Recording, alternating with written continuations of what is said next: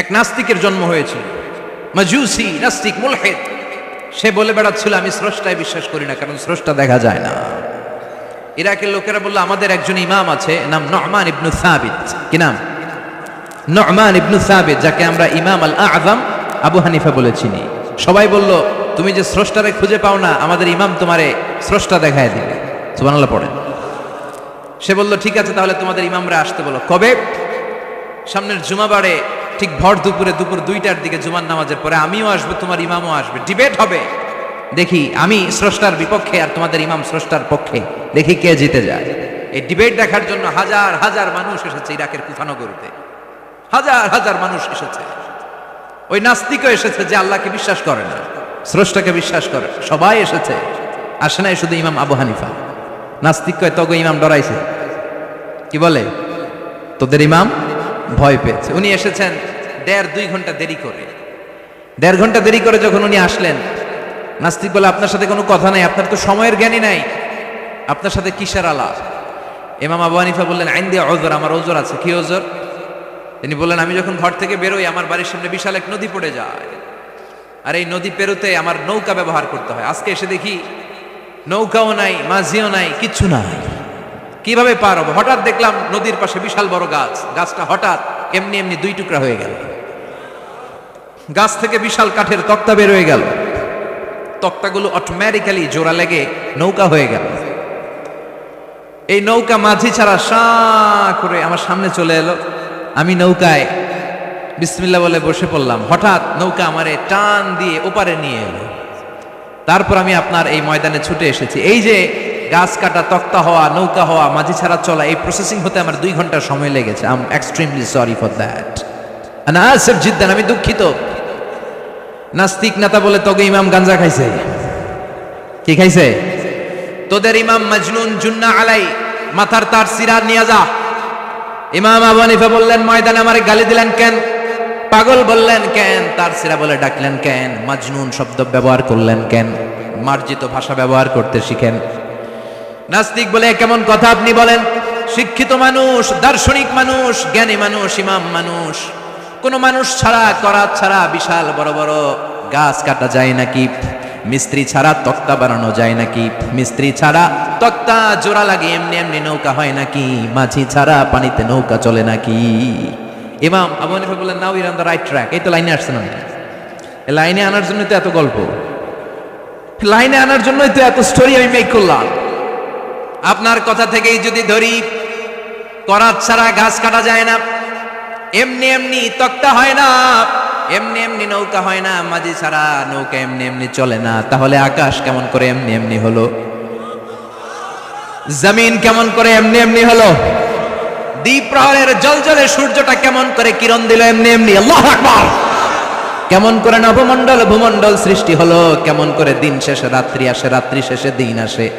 ওইটা যদি এমনি এমনি না হয়, মহাবিশ্বের এই সুন্দর বসুন্ধরার সব কিছু কেমন করে এমনি এমনি হয়? নাস্তিক কয় হায় হায়, আসলেই তো আমি একটা উল্লুক্কা পাঠা, আসলেই তো আমি হাদারাম, এইভাবে তো ভেবে দেখি নাই। আসলে তো এগুলো এমনি এমনি হয় না। Someone is controlling everything in the world. একজন মহা শক্তিধর মহা এমডি আছে, এমডি ম্যানেজিং ডাইরেক্টর, মহা ব্যবস্থাপক, সব ব্যবস্থাপকদের বড় ব্যবস্থাপক। চিৎকার করে বলেন তিনি কে? বিশাল এক ব্যবস্থাপক আছে, তিনি সব কন্ট্রোল করেছেন। এতদিন পর্যন্ত আমি বুঝতে পারি নাই, আমারে মাফ করিয়ে দেন আর পড়িয়ে দেন লা ইলাহা ইল্লাল্লাহু মুহাম্মাদুর রাসূলুল্লাহ সাল্লাল্লাহু। সাইয়েদনা ইমাম আবু হানিফার হাতে হাত রেখে শাহাদা বাক্য পাঠ করেছে। সুবহানাল্লাহ পড়েন। ঝিনুকের ভেতর লুকিয়ে থাকে যেমন মতি, ঝিনুকের ভেতর লুকিয়ে থাকে যেমন মতি, কালমা শাহাদাতে আছে আল্লাহর জ্যোতি, কালমা শাহাদাতে আছে আল্লাহর জ্যোতি। সুবহানাল্লাহ পড়েন। এই জ্যোতি যার হৃদয়ে একবার টাচ করে তার জন্য জান্নাতকে খুলে দেয় কে? এজন্য এই সূরা পড়লে নাস্তিকরা নাস্তিক থাকবে না। নাস্তিকদের জন্য এখানে আল্লাহ মেডিসিন দিয়েছেন, কিছু ডোজ দিয়েছেন। আলহামদুলিল্লাহ পড়েন। এই সূরা থেকে আমরা কিছু সময় কথা শুনবো। শুনতে রাজি আছেন তো? সূরার নাম চিল্লায় বলেন কি নাম? মুলক। মুলক মানে কি? মুলক মানে রাজত্ব, মুলক মানে ক্ষমতা, মুলক মানে পাওয়ার, মুলক মানে কিংডম। মুলক মানে সভরেইনটি। সুবহানাল্লাহ পড়েন। রব্বুল আলামিন বলেন তাবারাকাল্লাযী বিয়াদিহিল মুলকু ওয়া হুয়া আলা কুল্লি শাইইন কাদির। সুমহান সেই সত্তা যার হাতে ক্ষমতা আর তিনি সব বিষয়ে ক্ষমতাশীল। সুবহানাল্লাহ। তাবারাকাল্লাযী বিয়াদিহিল মুলক, মহামহিম সে সত্তা, সুমহান সে সত্তা, বিয়াদিহিল মুলকু যার হাতে ক্ষমতা। ক্ষমতা কার হাতে? চিৎকার করে বলতে হবে কার হাতে? নাকি আমাদের হাতে, না সরকারের হাতে, পুলিশের হাতে, র্যাবের হাতে, মাশরাফির হাতে, হিরো আলমের হাতে? ক্ষমতা কার হাতে? ক্ষমতা শুধুমাত্র একজনের হাতে। চিল্লায় বলেন তিনি কে? আল্লাহর হাতে ক্ষমতা, আর তিনি হচ্ছেন সকল ক্ষমতার উৎস, centre of the all powers. সব ক্ষমতার উৎস কে? নাকি জনগণ? আমরা কিন্তু এটাই শিখি, এদেশে আমাদেরকে রাষ্ট্রীয়ভাবে শিখানো হয়, এটা রাষ্ট্রীয় কুফরি। সকল ক্ষমতার উৎস জনগণ নয়, সকল ক্ষমতার উৎস কে? উনি ক্ষমতার উৎস, তিনি ক্ষমতাশীল, মহা ক্ষমতাধর, তার ক্ষমতার সাথে কারো তুলনা হয় না। আমাদের কি ক্ষমতা আছে? কথা বলেন। বল্লা পোকার কামড় খাইছেন? হ্যাঁ, মৌমাছি কামড়াইছে? মৌমাছি কামড়াইলে চিল্লাচিল্লি শুরু করে, তো কি ক্ষমতা আছে আপনার? বল্লা কামড় মেয়েরা দেয় দৌড়, ওটা ধরে যে মার মইটাও পারি না। কুত্তায় কামড়াইলে আমরা কুত্তারে কামড়াইতেও পারি না। কথা বলেন। আমরা নাকি ক্ষমতার মালিক। পিছন থেকে কেউ যদি বলে হুজুর সাপ, মজা করে বলছি, এতই ভয় পাইছি। আসলে যদি ফস করে আসতো সব দৌড়। স্লোগান দেওয়ার বেলায় লিল্লাহে তাকবীর, আল্লাহু আকবার, আমার ভাই তোমার ভাই, কাপায় ফেলামো নামায় ফেলামো। কথা বলেন। আর যদি পেছন থেকে কেউ আওয়াজ করে বলে সাপ, দৌড়। আপনারা কি দৌড় দিবেন? আমরা এদিক দিয়ে দৌড় দিব। কথা কন। চাচা আপন প্রাণ জীবন বাঁচানোর জন্য ভয়ে পাগল। সাপ লাগবে না, বাবা ব্যাং চিনেন? মাইথার দিয়ে নাই বোধহয়। আছে আছে। কি করে? খালি লাফায়। 10টা ভাওয়া ব্যাং যদি ছেড়ে দেওয়া হয়, স্টেজে 2টা আর বাকি 8টা এদিকে, ভাওয়া ব্যাং আর কি লাভ দিবে? এর চেয়ে লাফালাফি শুরু করবো আমরা। কথা বলে। আর আমরা দাবি করি আমরা ক্ষমতার উৎস। কোনো ক্ষমতা নাই। একবার ডায়রিয়া হলে 3বার টয়লেটে গেলে আর চেহারার দিকে তাকানো যায় না। কারে মাফ করে দে, আই মরে যাইও, আই হাইতান ন, আছে না নাই? তো পারবেন না কেন? আপনি না ক্ষমতার উৎস, আপনি না ক্ষমতার উৎস। আরে আপনার তো কোনোই ক্ষমতা নাই। খুলিকাল ইনসানু দাঈফা, মানুষকে দুর্বল থেকে দুর্বল করে তৈরি করেছে কে? এজন্য রব্বুল আলামিন বলেন তাবারাকাল্লাযী বিয়াদিহিল মুলকু ওয়া হুয়া আলা কুল্লি শাইইন কাদির। সুমহান সেই সত্তা যার হাতে ক্ষমতা। চিল্লায় বলেন ক্ষমতা কার হাতে? আমাদের হাতে কোনো ক্ষমতা নাই। আমরা হলাম দুর্বল। আমরা কি? দুর্বলের ঘরের দুর্বল। আমরা যখন জন্মেছিলাম দুর্বল। আমার ছোট্ট একটা মেয়ে আছে, আমি অবাক হয়ে থাকি যে আমিও তাইলে ছোটবেলায় এরকম ছিলাম, না খাওয়ালে খেতে পারে না। মজার একটা ঘটনা, খেয়াল করে শুনবেন। বয়স কত? 35। কাবা ঘরের পুনর্নির্মাণ হবে। কাবা ঘরের 4টা কর্নারের একটা কর্নার আছে আর রুকনুল হাজারিল আসওয়াদ, যেখানে হাজরা আসওয়াদ পাথর থাকে, ওইটাকে সরানো হয়েছে। এখন কাবা ঘরের নির্মাণ শেষ। ওই হাজরা আসওয়াদ পাথর নিয়ে এটার কর্নারের মধ্যে সেট করা হবে। কিন্তু কে রাখবে? কারণ হাজরা আসওয়াদ তো যেন তেন পাথর নয়, জান্নাতি পাথর। কিয়ামতের দিন এই পাথরের ভেতরে আল্লাহ একটা জিহ্বা দিবে, 2টা চোখ দিবে। এই পাথর বলবে, আল্লাহ এই লোকগুলো আমারে চুমু দিয়েছিল, এর উসিলায় আজকে তুমি তারা জান্নাতে ঢুকায় দাও। এটা অনেক সম্মানিত পাথর। এই পাথরকে বহন করাটাও সম্মানিত। 4 দলের মক্কার 4 নেতা বলে এই সম্মান আমরা হাতছাড়া করতে চাই না। কেউ এই পাথরে হাত দিতে পারবে না। এক নেতা কয় আমি নিব, আমি নিয়ে এটা কাবা ঘরে রাখবো। দ্বিতীয় নেতা বলে না, এই পাথর আমি অন্য কাউরে দেব না, এটা অনেক সম্মানের, অনেক প্রেস্টিজিয়াস ইস্যু, আমি এই পাথরটা হাতে নিয়ে কাবা ঘরে রাখবো। তৃতীয় নেতা বলে না, রক্তের গঙ্গা বইয়ে দেব, কিন্তু এই পাথর কাউরে দেব না। চতুর্থ নেতা বলে না, আমি নেব। কিলাকিলি আছে না নাই? পাথর কয়টা? নেতা কয়জন? 4 জন। কিভাবে এই সম্মানিত পাথর নিয়ে সেট করবে? কেউ মীমাংসায় যেতে পারে না। এক মুরব্বী বলে থাক আজকের জন্য এখানেই, সবার মুলতবি। আগামী দিনে এই মসজিদুল হারামের দরজা দিয়ে প্রথম যে ঢুকবে সে সিদ্ধান্ত দিবে। আল্লাহর মেহেরবানি, এর পরের দিন এই পথ দিয়ে ছুটে এসেছে বিশ্বনবী মুহাম্মদ। সুবহানাল্লাহ পড়বেন না? আল্লাহ পড়েন আওয়াজ করে। কামলিওয়ালা নবী প্রথম আসলেন, সবাই খুশি, জামিন রাদিনা বি। আরে আলামিন আসছে। আলামিন আসছে, সবাই বিশ্বনবীকে বললেন এই এই ঘটনা। কেউ তো পাথর ছাড়তে চায় না, পাথর হইলো একটা, নেতা কয়টা? এখন কে এই পাথর নিয়ে রাখবে, এই নিয়ে মারামারি। আল্লাহর হাবিব সাল্লাল্লাহু আলাইহি ওয়াসাল্লাম বললেন তাই হালুম্মা ইলাইয়া সাওবান, একটা কাপড় নিয়ে আসো, আমি এখনই সলিউশন করে দিচ্ছি। সুবহানাল্লাহ নাই? কাপড় নিয়ে আসা হলো। বিশ্বনবী বললেন কই পাথর? সবাই বলল এই পাথর। আল্লাহর হাবিব সাল্লাল্লাহু আলাইহি ওয়াসাল্লাম মোবারক হাত দিয়ে পাথরটা তুললেন। চার নেতারে বললেন ও চার নেতা, কাপড়ের চার কর্নারে তোমরা ধরো। চার নেতা কাপড়ের চার কর্নারের মধ্যে ধরলো। বিশ্বনবী নিজ হাতে পাথরটা নিয়ে কাপড়ের মাঝখানে রেখে দিলেন। এবার বিশ্বনবী আগে আগে যায়, চার নেতারে বললেন চার কর্নারে ধরে পাথরটা নিয়ে আমার পেছনে পেছনে আসো। কাবার কাছে যে বিশ্বনবী আবার নিজ হাতে পাথরটা তুললেন, আবার নিজ হাতে কাবার ভেতরে রেখে দিলেন। পড়েন সুবহানাল্লাহ। সম্মান আসলে চার নেতার দিকে যায় নাই, সম্মান গিয়েছে বিশ্বনবীর দিকে। এতক্ষণ কাউরে দিবে না, এখন কেউই ধরতে পারে না, তারপরেও খুশি। সুবহানাল্লাহ কইবেন না? প্রথমে যে হাজরে আসওয়াদ পাথর ধরছে কে? বিশ্বনবী। কাপড়ে রাখছে কে? বিশ্বনবী। আবার কাপড় থেকে উঠিয়ে হাজরে আসওয়াদের পাথরটারে কাবার ভেতরে ঢুকাইছে কে? সুবহানাল্লাহ কইবেন না? সব সম্মান গেল বিশ্বনবীর হাতে, সব স্টেটাস গেল বিশ্বনবীর হাতে। চার নেতা কাপড়ের কিনারা ধইরাই খুশি। এইটাই বলে নেতৃত্বের গুণাবলী, চিল্লায় বলো ঠিক কিনা? কনফ্লিক্ট রিজলভিং অ্যাবিলিটি, বিরোধ নিষ্পত্তি করার কোয়ালিটি থাকা চাই, তবেই তিনি নেতা। কি কারিশমা দেখছেন? What a charismatic leader. এতক্ষণ রক্তের বন্যা বইয়ে দিবে, কাউরে দিবে না পাথর। এখন কেউই ধরতে পারে নাই, কিন্তু স্লোগান দিতেছে জিন্দাবাদ। আসরা নাই? নেতা হইলে এরকম নেতা হইতে হবে। মদিনাতে আউস আর খাজরাজ গোত্রের যুদ্ধ 120 বছরে। কয় বছর? কেউ থামাতে পারে না, রক্তক্ষয়ী যুদ্ধ। আল্লাহর হাবিব সাল্লাল্লাহু আলাইহি ওয়াসাল্লাম মক্কা থেকে মদিনায় এসে 7 দিনের ব্যবধানে 120 বছরের যুদ্ধ থামাইয়া দিলেন।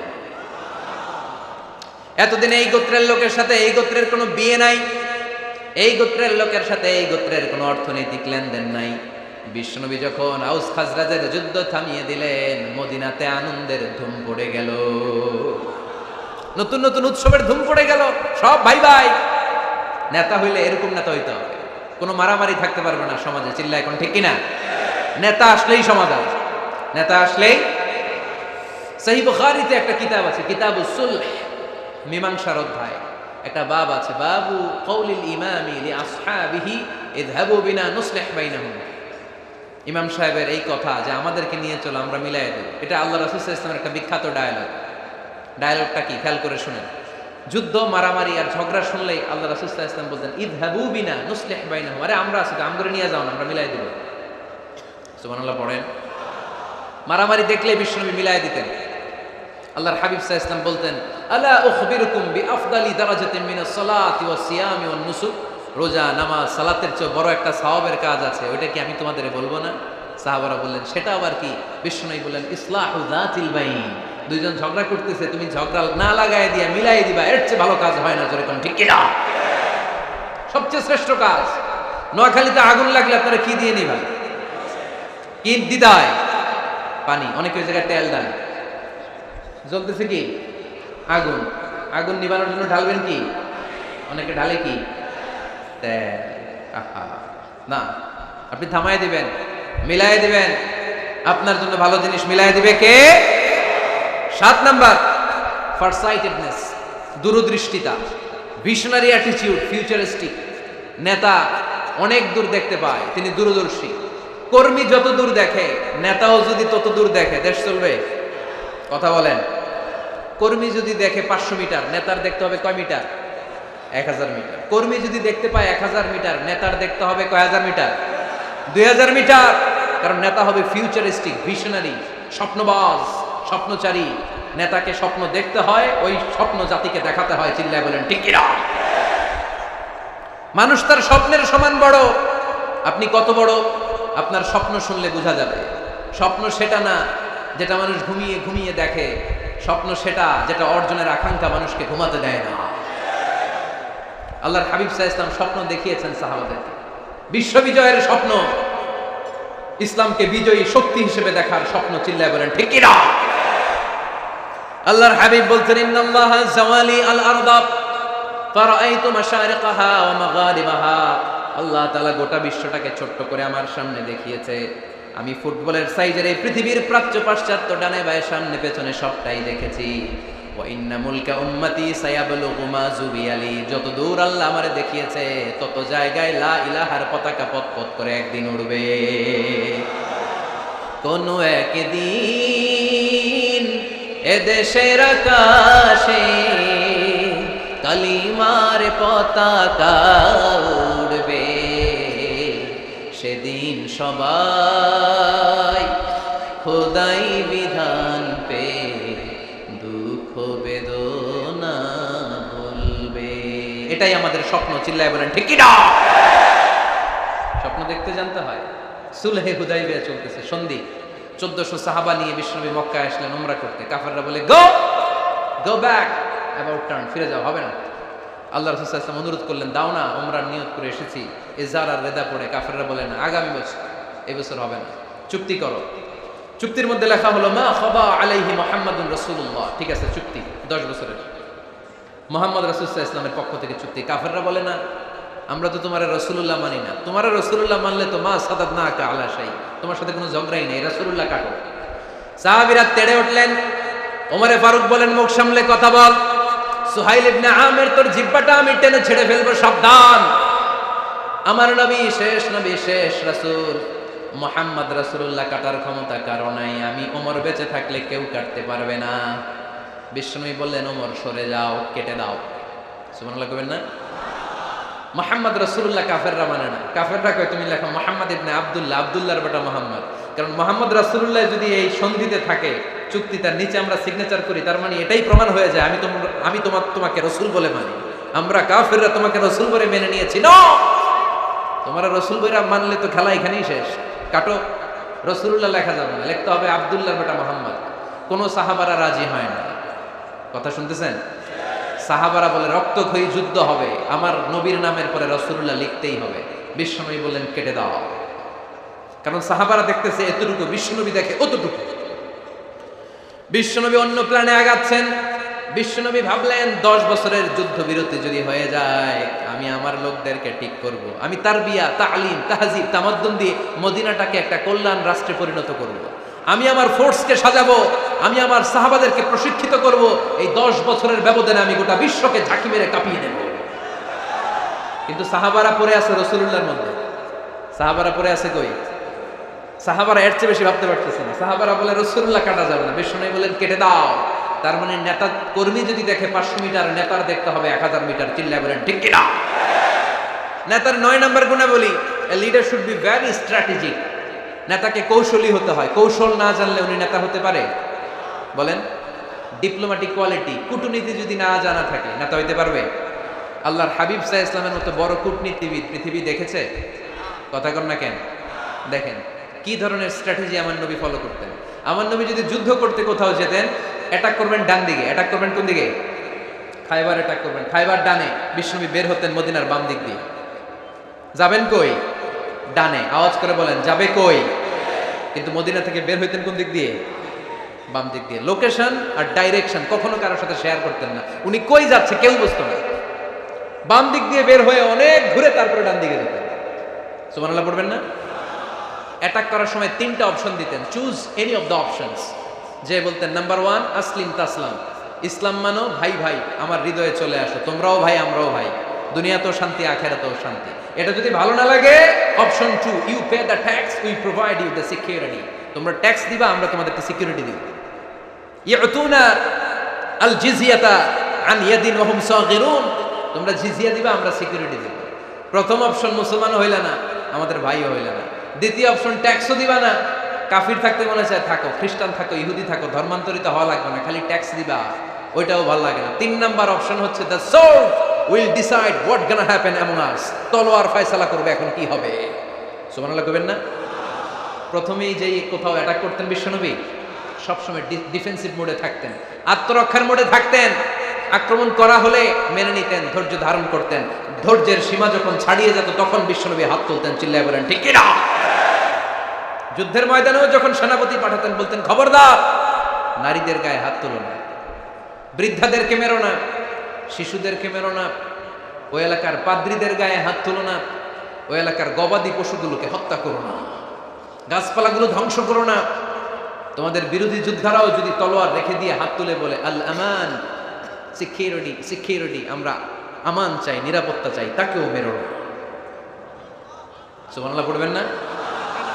গোটা বিশ্বকে সভ্যতা শিখিয়েছেন। মক্কা বিজয়ের পরে গণধর্ষণ করেন নাই, গ্রামকে গ্রাম তিনি জ্বালিয়ে দেন নাই, হাজার হাজার লক্ষ লক্ষ শত্রুকে এক বাক্য দিয়ে ক্ষমার ঘোষণা দিয়েছেন। চিল্লায় বলেন ঠিক কিনা? As a father, as a teacher, as a commander, as a leader, as a lawgiver, as a lawmaker, as a reformer of the society, Muhammad is the superman of the world. আওয়াজ করে পড়তে হবে আল্লাহু আকবার। কূটনীতি কারে বলে, diplomacy কারে বলে, স্ট্র্যাটেজিক অ্যাটিটিউড কারে বলে শিখে নেন। বদরের প্রান্তরে বিশ্ব ইসলাম উপস্থিত হলেন। ওই যে কাফেরদের তাবু, কাফেররা আসছে 3 দিন আগে, মুসলিম সৈনিকরা পৌঁছলেন 3য় দিন। এসে বিশ্ব ইসলাম সবাইকে বললেন কত হতে পারে কাফের, কেউ বলতে পারে না। 2 জন রাখাল পেয়ে জিজ্ঞেস করলে, এই রাখাল কয়দিন ধরে আছো? আমরা 1 সপ্তাহ ধরে এই বদরে আছি। শুনতেছেন? শুনতেছেন? উনি বললেন ওই যে কাফেররা যে আসছে কয়দিন আগে? 3 দিন আগে। 3 দিন আগে। কত হবে সংখ্যা? কলু কাসীর, অনেক। কত হইতে পারে? রাখাল 2 টাকা জানি না। আল্লাহ রাসূল সাল্লাল্লাহু আলাইহি ওয়াসাল্লাম চিন্তায় পড়ে গেলেন, কারণ ওনার যুদ্ধে অ্যাটাকের সিস্টেম ছিল শত্রু সংখ্যা কত এটা আমাকে জেনে নিতে হবে। সুবহানাল্লাহ পড়বেন না? অনেক কৌশল হাতড়ি এবার বিশ্বনবী আবার রাখাল 2টাকে ডেকে পাঠালেন। বললেন কাম ইয়ানহারুনা কুল্লা ইয়াউম, ওরা আসার পর থেকে প্রতিদিন খাওয়ার জন্য কয়টা করে উট জবাই করে? এবার ওরা বলল প্রথম দিনে ইয়াউমান তিসআন, প্রথম দিন খাওয়ার জন্য উট জবাই করেছে 9টা। ওয়াফিল ইয়াউমি সানি 10, আর দ্বিতীয় দিনে উট জবাই করেছে 10টা। বিশ্বনবী বললেন তাই ইদান আল কওমু মা বাইনা 900 ওয়াল আলফ, তাহলে কাফেররা 900 থেকে 1000 এর মধ্যে হবে। কত ছিল কাফেরের সংখ্যা? বদরের যুদ্ধে কাফেরের সংখ্যা ছিল কত? 1000। কিভাবে নমুনা দেখে আলামত সংগ্রহ করতে? ওরা কয়টা উট জবাই করেছে 2 দিনে? প্রথম দিন 9টা, দ্বিতীয় দিন 10টা। বিশ্বনবী হিসাব মিলাই ফেললেন যোগ বিয়োগ দিয়ে, কাফেরের সংখ্যা 900 থেকে 1000 এর মধ্যে হবে। হিসাব করে দেখা গেল 1000 সৈনিক এসেছিল সেই বদরের যুদ্ধে। চিল্লায় বলো আল্লাহু আকবার। স্ট্র্যাটেজি জানতে হয় না, তাকে কৌশল জানতে হয়। সর্বশেষ নেতার যে গুণ, এটা বলে শেষ করব, সাকসেশন ম্যানেজমেন্ট। নেতা ভালো নেতা বানায় যায়, ঠিক কিনা? A good leader produces a good leader. একজন ভালো নেতা তখনই ভালো নেতা যখন সে নতুন করে ভালো নেতা তৈরি করে দিয়ে যায়, ঠিক কিনা? সে যদি নতুন নেতৃত্ব তৈরি করে দিয়ে না যায়, সমাজ চলবে? চলবে? এটাকে বলে দি সাকসেশন ম্যানেজমেন্ট। আল্লাহ রাসূল সাল্লাল্লাহু আলাইহি ওয়াসাল্লাম ভালো সাকসেসর রেখে গিয়েছিলেন, এমন কিছু যোগ্য নেতৃত্ব তৈরি করে গিয়েছিলেন, উনার পরে টানা 30 বছর নেতৃত্ব নিয়ে মুসলিম উম্মাহকে 1 সেকেন্ডও ভাবা লাগে না। চিল্লায় বলে মুসলমান ঠিক কিনা? ভালো নেতা ভালো নেতা বানায়। নেতা খালি নেতৃত্ব দেয়, উনি কোনো নেতা বানায় নাই। এটা কি নেতা? কথা বলেন। এবার উত্তর দেন। আমার নবী ইন্তেকালের আগেই যোগ্য নেতৃত্ব তৈরি করে রেখে গিয়েছিলেন কি জান নাই? কাকে রেখে গেছেন? আবু বকর। আরহাম উম্মতি বি উম্মতি আবু বকর, এই উম্মতের সবচাইতে রহমদিল। আর কারে রেখে গিয়েছেন? ওমর। আশাদ্দুহুম ফি আমরিল্লাহি ওমর, আল্লাহর জমিনে আল্লাহর দ্বীন বাস্তবায়নে সবচেয়ে কঠোর ছিল ওমর। ওনার ক্যারেক্টারিস্টিক এমন ছিল, কথার আগে হাত চলতো, জোরে কোন ঠিক কিনা? আল্লাহর হাবিব সাল্লাল্লাহু আলাইহি ওয়াসাল্লাম বলতেন লা নাবিয়্যা বা'দি ওয়ালা রাসূলা, আমার পরে নবীও নাই রাসূলও নাই, তবে লাউ কানা বা'দি লাকানা ওমর, আমার পরে যদি নবী হওয়ার যোগ্যতা কারো থাকে আমার ওমরের সেই যোগ্যতা আছে। প্রভু তুমি বলেছ রাসূল দেবে না, বলনি দেবে না ওমর, বলনি দেবে না হামজা তারি, খালিদ বিজয় সমর। প্রভু তুমি বলেছ রাসূল দেবে না, বলনি দেবে না ওমর, বলনি দেবে না হামজা তারি, খালিদ বিজয় সমর। প্রভু তুমি বলেছ রাসূল দেবে না। সুবহানাল্লাহ পড়েন।